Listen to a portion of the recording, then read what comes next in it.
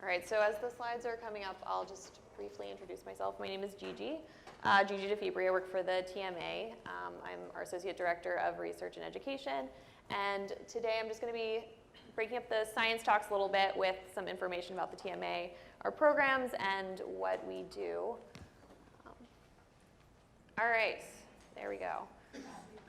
So we are now known as the Transverse Myelitis Association, but as you all learned earlier, we will be moving to the Siegel Rare Neuroimmune Association starting November 1st. So this whole slide is with the TMA, but moving forward, we'll be known as that.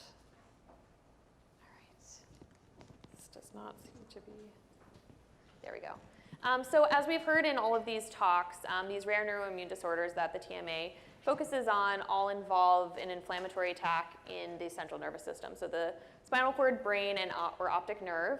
And so that's kind of what holds all of these disorders together and why we think of them kind of within this spectrum. So the TMA was founded in 1994. We are currently a team of 10 people, and we'll introduce everyone in a minute. And we support over 13,000 members throughout over 100 countries around the world. So we are an international organization. Oops, sorry, I'm out of memory.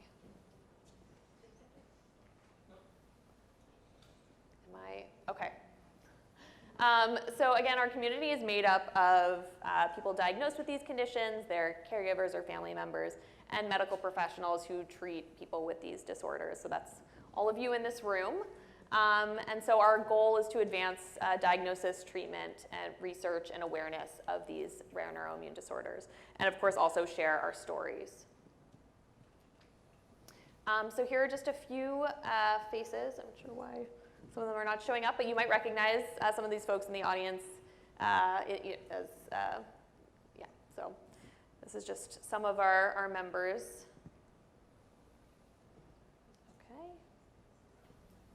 Not sure why they're, okay. There's the rest of the photos. So again, you might see some familiar faces. Okay. Sorry. All right, so this is from our annual report, which many of you may have received in the mail. It's also available outside if you want a copy, if you haven't gotten one via mail. But this just talks about the members that new members we got in 2018. We had almost 1,000 new members. Most are people diagnosed, there's a fly, with these conditions. And most are in the US, but we are an international organization. And we have several people actually here from around the world. And we're also, this just shows kind of where we are all around the country. We've got members all throughout the United States. And then this is our team. So I'm just going to go through and have everyone kind of raise their hand. I think everyone is behind you. So I'm going to start with Jeremy. He's raising his hand. Many of you have probably met him. That's Jeremy. He's our Community Partnerships Manager. Yes. All right. And we've got Debbie back here as well. She was at the registration desk, the secretary. And then I'm there, you know me now. And then we've got Chrissy Dilger as a program associate, just back there.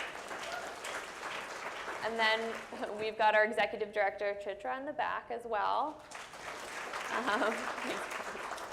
Jim Lubin is not here today, but he is a key member of our team, and we appreciate all the work he does. Oh, that's bigger, thank you. And then we've got Linda Malecki, who's the treasurer. There she is, okay. And then we have Roberto Pesce, who's in the back over here. She does all of design work.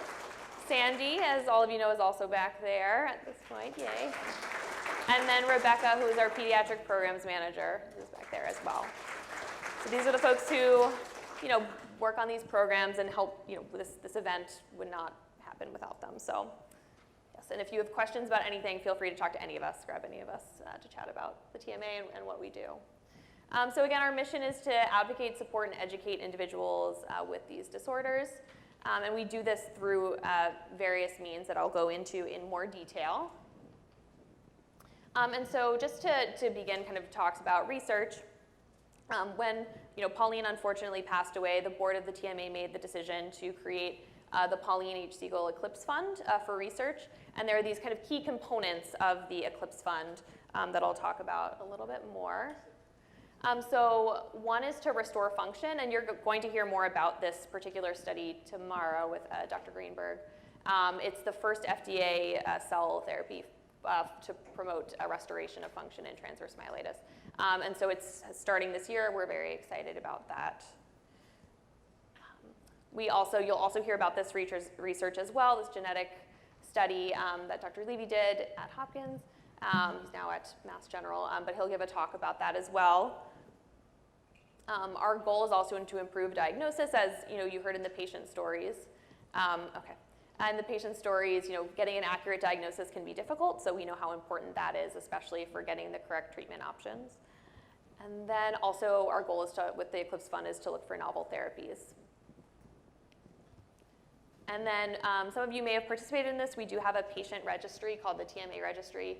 Anyone with any of these conditions can join. It just asks some questions about your diagnosis, treatments that you received, and how you're doing now. And the goal is to help advance research and connect participants with researchers around the world.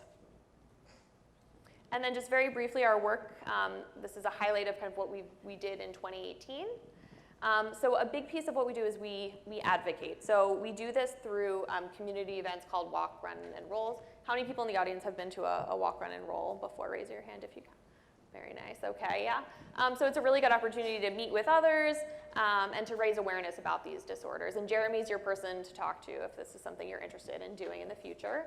And we also had 2 other community-led fundraising events, and overall we had over 1,000 participants throughout all these events in the year. Another big piece of our work is we support. So, when someone's diagnosed, they have a lot of questions, as I'm sure you all know. I know I had a lot of questions when I was first diagnosed. So we answer emails, phone calls. We also have a myelitis helpline, which is an online tool where you can ask questions and get resources about symptom management and other topics. We have a network on our website where you can search for clinicians in your area. And then we also have support groups, which are a big piece of connecting people in our community. And then in 2018, we added MOG antibody-associated disease to our list of disorders that we work with. We also educate, so the symposia that we host is one of these tools that we use to educate. We have our podcast series that we do once or several times a month. So last year we had our regional symposium in Boston. We also have our Quality of Life Family Camp. How many folks have been to the camp before in this year? Okay, very nice. It's always a really good opportunity and fun for the kids. And then we also have our blogs and newsletters, which hopefully you all receive. And then, research is also, from the beginning, has been a big part of the TMA's work. So we fund research. So we've supported, several studies and trials and different publications and presentations that were presented throughout the country. And then we also, in 2018, had 96 people participate in the registry. And then we also invest. So we do this through our clinical fellows. So you've heard from one fellow already today, Dr. Blackburn. And then Dr. Galli you'll hear from a little bit later today. But they are the future of providing care to our community. So we know how important it is to invest in their education. And then this is just, we've got some care socks out in front if you're interested in getting a pair. But this is from our previous symposia that we did. Sandy with a million socks in the middle is one of my favorite photos. So. And then, if you want to join us in anything, please reach out to any of us. We are, happy to help and work with you to have you be involved as much as possible because we can't do this without you. So, that is it, and that's our website. Thank you, yep. And before I go, if you have a chance to check out the Stronger Together room, it's to the right. And then, okay. Just to, talk more about, your story and get photos taken and videos and stuff. And then I'm going to call up here as well Jeremy, and then, sorry. Good.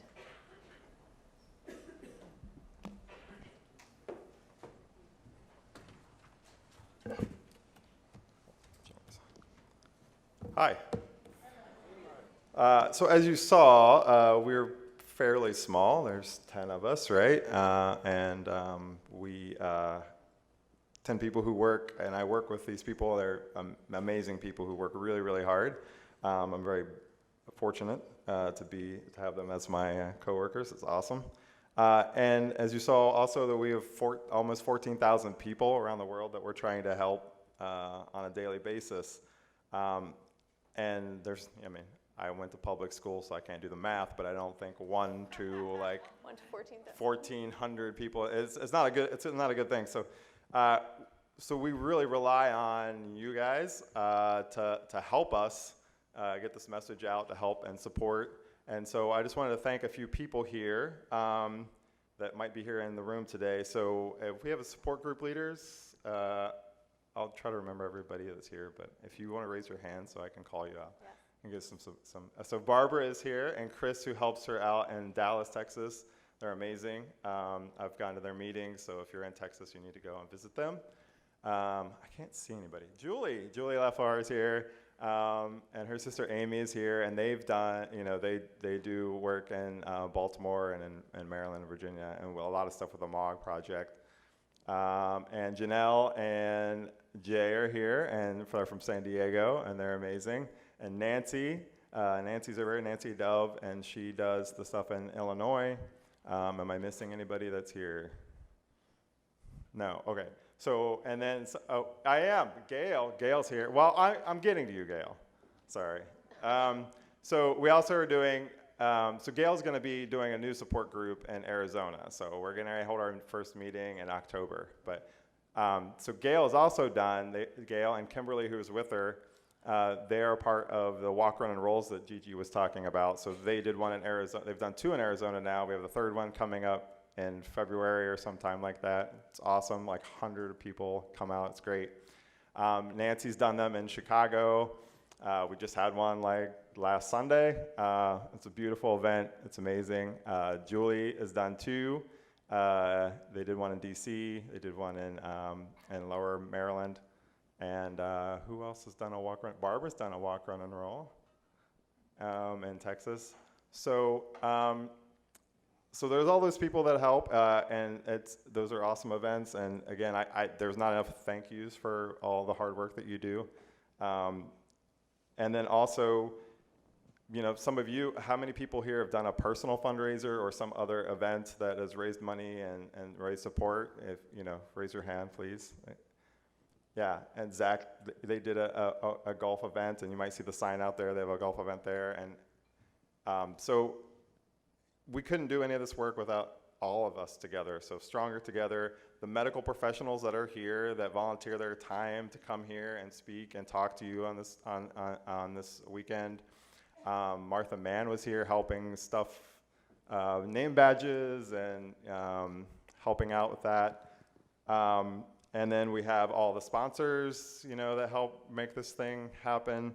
Lexion, Via Bio, Genentech, Kennedy Krieger, and then Novartis is out there, Samire Foundation, Ohio Health, RGA, Connor B. Judge Foundation. So go visit them, thank them. None of this happens without them and without you, without all our volunteers. And so as Gigi was saying, as part of this Stronger Together thing, Roberta here has a room next door. So if you go out this door and go right over there, there's a Stronger Together room. And we're taking video and photos of anybody who wants to participate in part of our new marketing, like trying to get this message out of Stronger Together. We can record you, and it'll be great. And yeah, please come see her. She's lonely. She's by herself. Yeah, she needs company and friends. Yes. And she's traveled all the way from Amsterdam, so please. She did come from far, so yeah. Yeah, so be a part of us getting this message out and be a part of this community and tell people why you're excited about being the future for what we're doing. So thank you. That's all I have to say, and I'll see you guys later. I have one more. You have one more thing. Yes. Right. So I'd like to invite up Sandy and Sherry just to talk a little bit about books that they've.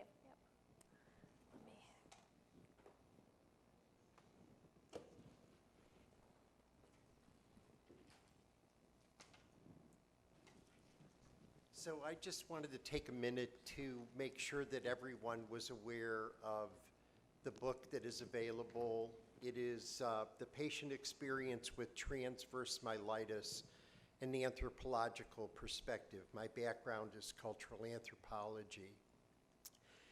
It is not a book about treatments. It's not a medical book. It is truly a description of the experience. And I covered as much as I could think of from all the things that I learned from doing this work for over 20 years. Before we had all of this staff, when people had issues and they needed to speak to someone about the things that were going on with them, it was our telephone that rang in the kitchen, and I have spoken to thousands of people over the years, answering questions and just listening. And that's what this book is about. It's the things that I've learned from all of your experiences. It is about transverse myelitis because that is the disorder that Pauline had, and that is what I was most comfortable addressing in the detail that's in this book. But it doesn't matter which of the rare neuroimmune disorders you have. There is so much overlap, and you will read about your experience in this book as well. There are only a few more that are on the table out there, but it is available on Amazon. You can also get it as a Kindle version. And I hope, I wrote it because I felt obligated to share what I learned. So I do hope that you will benefit from what I had learned in all of those years. Sherry? I too wrote a book that is also out in the hall for sale. It is a children's book. It is about my daughter. She passed away 2 years ago. Complications to the TM that she got as a 2-year-old. She was 10 when she passed away, quietly in her sleep. So this was my way of dealing with that grief process, and I felt now it was time to share her wonderful strength with the world. She touched a lot of lives in a short amount of time, and it was time to share it. Yesterday she would have been 13, so what a better way to share her story than here with her family. So part of the proceeds of this book also goes to the TMA for the research and hopefully to find a cure. This book really does not talk about her having TM, but the strength that she had to continue to do what she wanted as every other child. She played baseball, she took dance lessons, she took acting lessons, she drew pictures, she painted. So that's what's in here. That's what I want people to see, that it doesn't matter who you are, how you function, you can do it your way. So, and I'm sharing her with everybody. So thank you.